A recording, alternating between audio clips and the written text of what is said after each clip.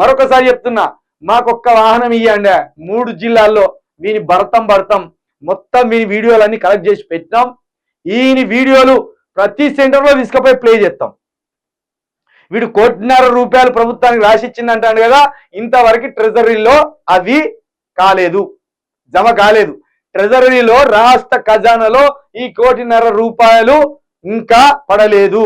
వచ్చిన తెల్ల పేపర్ చూపించి మీడియాకు చూపించి ఈ రాతలు రాసుకుంటాడు. ఒకవేళ ట్రెజరీలో ₹1.5 కోటి పడితే వీడు ప్రెస్ మీట్ పెట్టి ఆ ₹1.5 కోటి ప్రభుత్వానికి ఇచ్చిందని చూపించాలి. దానికంటే ముందు ₹1.5 కోటి వీడు ఎట్లా సంపాదించిండు? ఉద్యోగం ద్వారా సంపాదించిండా, లేకపోతే వీడు రియల్ ఎస్టేట్ ద్వారా సంపాదించిండా, లేకపోతే భూదందాలు చేసిండా, అన్యాయంగా ముంచిండా? ₹1.5 ఎట్లా వచ్చినాయి? నువ్వు జీతగానివే. క్యూనీస్ ఆఫీస్లో నువ్వు జీతగానివే. క్యూనీస్ ఆఫీస్లో జీతం ఎంత? నీకు ఎంత జీతం వస్తే ₹1.5 వచ్చినాయి ఈ 3 సంవత్సరాలలో? మరి ఈ 3 సంవత్సరాల్లో మేమున్న మాకు 50 లక్షలు కూడా రాలి. కాబట్టి 3.5 సంవత్సరాల్లో నీకు ₹1.5 ఎట్లా వచ్చింది? మరి ఇప్పుడు ఉప్పల్లో ఉన్న ₹3.5 కోట్ల ఇల్లు ఎవరిది? నీ భార్య పేరు మీద ఉన్నది ఎవరిది? నీ భార్యకు ₹3.5 కోట్ల ఇల్లు ఎట్లా వచ్చింది? తీన్మార్ మళ్ళీ కానీ భార్య పేరు మీద ఇల్లు కట్టిండు 3.5 కోట్లు పెట్టి. ఆ 3.5 కోట్ల ఇల్లు ఎట్లొచ్చింది? లోన్ ద్వారా వచ్చిందా? ఎట్లొచ్చింది? లోన్ ద్వారా వస్తే జీతగానికి ₹3.5 కోట్ల ఎట్లిచ్చింది బ్యాంకు? అదే నీ పేరు మీద ఉన్న 4 ఇన్నోవాలు ఉన్నాయి కదా, అవి ఎట్లొచ్చినాయి? అది ఎవరు కొనిచ్చిండు? ఏమన్నా అంటే ఆఫీస్ కొనిచ్చింది అంటాను. ఆఫీసులో ఎవరు కొనిచ్చిండు? ఈ లెక్క అంతా బయట పెట్టాలను.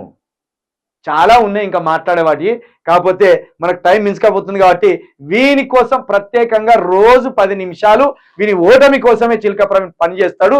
వీడు చెప్పే బట్టవాయిన మాటలను నమ్మకుర్రి. వానికి 4 ఇన్నోవాలు ఉన్నాయి, ఒక ఓల్వో కారు ఉన్నది.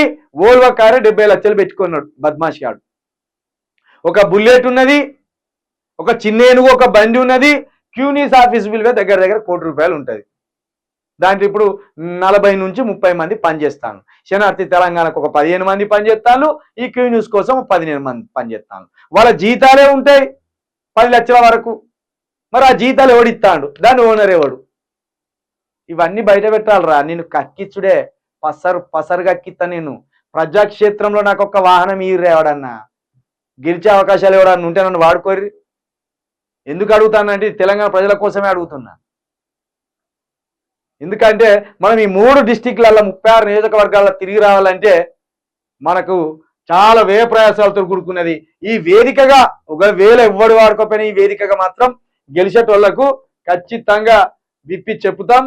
గెలిచేటోళ్లకు ఖచ్చితంగా మన సహకారం ఉంటుందని మరొకసారి చెప్తూ, ఇక మార్నింగ్ న్యూస్లోకి వచ్చిన ప్రతి ఒక్క వ్యక్తి దయచేసి దీన్ని షేర్ చేయండి, లైక్ చేయండి. దీన్ని తప్పకుండా షేర్ చేసి మన ఛానల్కి కొంత మొత్తాన్ని కూడా సాయం చేయాలని మరొకసారి మీ అందరినీ వేడుకుంటూ, ఇది ఇవాల్టి మార్నింగ్ న్యూస్. చూస్తూనే ఉండండి యూ న్యూస్.